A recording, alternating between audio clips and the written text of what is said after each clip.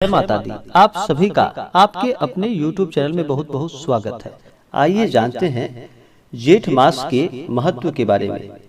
हिंदू धर्म में हर दिन का, हर पक्ष का, हर तिथि का और हर माह का अपना अपना विशेष महत्व माना गया है। उसी प्रकार से जेठ माह, जिसे कि ज्येष्ठ कहा जाता है, धार्मिक दृष्टिकोण से इस महीने का विशेष महत्व होता है, क्योंकि इस महीने में अपरा एकादशी व निर्जला एकादशी का व्रत किया जाता है। गंगा दशहरा का व्रत आता है। वट सावित्री व्रत जैसे प्रमुख त्योहार इस माह में पड़ते हैं। मंगल ग्रह को शास्त्रों ज्योतिषी में इसे साहस का प्रतीक माना गया है। सभी नवग्रहों में मंगल को सेनापति का दर्जा प्राप्त है। ज्येष्ठ मास भगवान विष्णु का प्रिय होता है। इस माह में भगवान विष्णु का पूजा विशेष पुण्यदायक और फलदायी होता है। ज्येष्ठ के महीने में भगवान सूर्य देव की विशेष प्रकार से पूजा और आराधना करने से आरोग्यता की प्राप्ति होती है। भगवान सूर्य देव, जो कि आरोग्य को प्रदान करने वाले हैं, केवल आंख की पीड़ाओं को छोड़कर भगवान सूर्य देव सभी प्रकार के रोगों को नष्ट करते हैं। भगवान सूर्य देव को चाहिए कि ज्येष्ठ के महीने में विशेष प्रकार से रविवार के दिन तो अवश्य ही भगवान सूर्य देव की विशेष प्रकार से पूजा और अर्चना करनी चाहिए। रविवार के व्रत को करना चाहिए। भगवान सूर्य देव पृथ्वी पे साक्षात देवता रूप में माने जाते हैं। इनसे सभी जीव जंतु वनस्पति आदि भगवान सूर्य देव से ऊर्जा प्राप्त करते हैं। ज्येष्ठ के महीने में प्रातः काल जहाँ तक हो सके सुबह ब्रह्म मुहूर्त में उठ करके नित्य क्रियाओं से निवृत्त हो करके गंगा नदी में स्नान करना चाहिए, या घर के नहाने के पानी में ही थोड़ा सा गंगा जल मिला करके स्नान करना चाहिए। शुद्ध वस्त्र धारण करके प्रत्येक दिन ज्येष्ठ के महीने में भगवान सूर्य देव को अवश्य ही अर्घ्य प्रदान करना चाहिए। भगवान सूर्य देव सभी प्रकार के आरोग्य को प्रदान करने वाले हैं, तो भगवान सूर्य देव को अर्घ्य प्रदान करना चाहिए। इससे आरोग्यता की प्राप्ति होती है। और भगवान विष्णु आदि का पूजन करना चाहिए।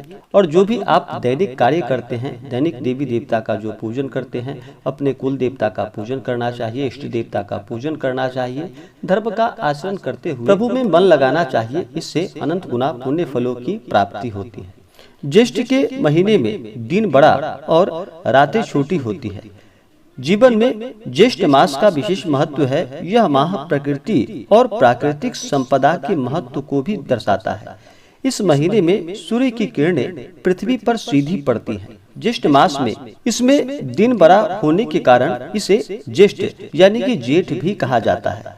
ये मास जीवन में जल के महत्व को बढ़ाता है। ज्येष्ठ मास की दूसरे पक्ष यानी कि शुक्ल पक्ष में गर्मी अधिक पड़ती है और इसी में निर्जला एकादशी का व्रत भी पड़ता है। ज्येष्ठ मास की शुक्ल पक्ष की एकादशी तिथि को निर्जला एकादशी का व्रत किया जाता है। यह व्रत जल के महत्व को बताता है और ज्येष्ठ मास में अनुशासित जीवन शैली को अपनाना चाहिए। इस मास में धर्म कर्म भी विशेष महत्व रखते हैं। इसलिए ज्येष्ठ के महीने में जहाँ तक हो सके दान पुण्यों का कार्य करना चाहिए। अन्न वस्त्र आदि का दान करना चाहिए। पशु पक्षियों के लिए जल की व्यवस्था करनी चाहिए। जगह जगह पर प्याऊ स्थापित करनी चाहिए। पंखा, छाता और सत्तू आदि का दान करना चाहिए। वृक्ष और प्राकृतिक चीजों की रक्षा करनी चाहिए। ज्येष्ठ के महीने में तिल के दान का भी विशेष महत्व है, तो इन दिनों तिल का भी दान करना चाहिए। ज्येष्ठ के महीने में सबसे ज्यादा महत्व जल दान का होता है। शास्त्रों में जल का दान बड़ा ही श्रेष्ठ माना गया है। इस मास में जल का दान करना चाहिए। इससे भगवान विष्णु की विशेष कृपा प्राप्त होती है और जीवन में आने वाले सभी प्रकार के कष्ट दूर होते हैं। ज्येष्ठ मास में प्याऊ लगाना, न लगवाना और पोखर तालाबों का संरक्षण करना यह विशेष पुण्यदायक और फलदायी होता है।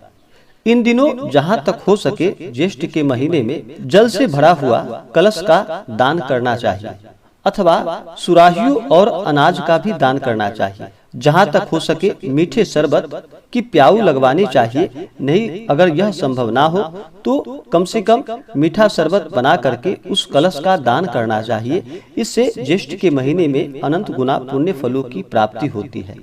ज्येष्ठ के महीने में विशेष प्रकार से भगवान सूर्य देव का पूजन करना चाहिए। भगवान सूर्य देव को प्रसन्न करने के लिए ज्येष्ठ के महीने में विशेष प्रकार से प्रत्येक दिन भगवान सूर्य देव को अर्घ्य प्रदान करना चाहिए। अर्घ्य वाले जल में थोड़ा सा लाल चंदन और लाल पुष्प डाल करके उन्हें अर्घ्य प्रदान करना चाहिए। इससे आरोग्यता की प्राप्ति होती है और भगवान सूर्य देव अपना कृपा प्रदान करते हैं। भगवान सूर्य देव को अर्घ्य देते समय इन मंत्रों का उच्चारण करें तो यह बड़ा ही लाभकारी होता है। मंत्र: ओम एहि सूर्य सहस्त्रांशु तेजुरासे जगतपते अनुकंप मान भक्ता गृहाना अर्घ दिवाकर। इन मंत्रों का जप करना चाहिए। यह अगर संभव ना हो तो श्री दिवाकराय नमः, श्री भास्कराय नमः इन मंत्रों का उच्चारण करना चाहिए। इससे पुण्य फलों की प्राप्ति होती है। ज्येष्ठ के महीने में विशेष प्रकार से जो भी रविवार का व्रत करते हैं उन्हें रविवार के व्रत में बिल्कुल भी नमक ग्रहण नहीं करना चाहिए। रविवार के व्रत में नमक ग्रहण नहीं किया जाता है, इस बात का ध्यान रखें। रविवार के व्रत में एक समय मीठा भोजन ग्रहण करना चाहिए, वो भी सूर्यास्त होने से पहले ही एक समय मीठा भोजन ग्रहण करना चाहिए। अगर सूर्यास्त होने से पहले अगर भोजन ग्रहण ना कर पाए तो अगले दिन जाकर के भगवान सूर्य देव को अर्घ्य प्रदान करने के बाद सूर्योदय होने के बाद ही भोजन ग्रहण करना चाहिए। ज्येष्ठ के महीने में विशेष प्रकार से हनुमान जी की पूजा आराधना और मंगल देव की पूजा आराधना करनी चाहिए। ज्येष्ठ के महीने में हनुमान जी को आप तुलसी की माला भी अर्पित कर सकते हैं, यह बड़ा ही पुण्यदायक होता है। हनुमान जी को विशेष प्रकार से इन्हें मंगलवार के दिन लाल रंग का चूल्हा चढ़ाना चाहिए। हनुमान जी को लाल पुष्प अर्पित करने चाहिए। हनुमान जी को सिंदूर अर्पित करनी चाहिए। सिंदूर से हनुमान जी अति प्रसन्न होते हैं और इससे हनुमान जी लंबी आयु का आशीर्वाद प्रदान करते हैं। और उन्हें फिर धूप दीप दिखाना चाहिए। विशेषकर हनुमान जी को लड्डू का भोग लगाना चाहिए। इन दिनों हनुमान चालीसा, सुंदरकांड, बजरंग बाण, रामचरित मानस आदि का पाठ करना चाहिए। इससे अनंत गुना पुण्य फलों की प्राप्ति होती है। इस महीने में जहाँ तक हो सके धर्म का आचरण करना चाहिए। किसी के ऊपर क्रोध नहीं करनी चाहिए। अपने मन में किसी के प्रति ईर्षा या द्वेष का भाव नहीं लाना चाहिए। अपने से बड़ों का कभी भी अपमान नहीं करना चाहिए। महिलाओं का सदा ही सम्मान करना चाहिए। महिलाओं का बिल्कुल भी अपमान नहीं करना चाहिए। जहाँ पर महिलाओं का अपमान होता है वहाँ से माता स्थिर लक्ष्मी रुष्ट होकर चली जाती हैं, तो महिलाओं का बिल्कुल भी अपमान नहीं करना चाहिए। भगवान नाम का स्मरण, भजन कीर्तन करना चाहिए। दान पुण्यों का कार्य करना चाहिए। इससे अनंत गुना पुण्य फलों की प्राप्ति होती है।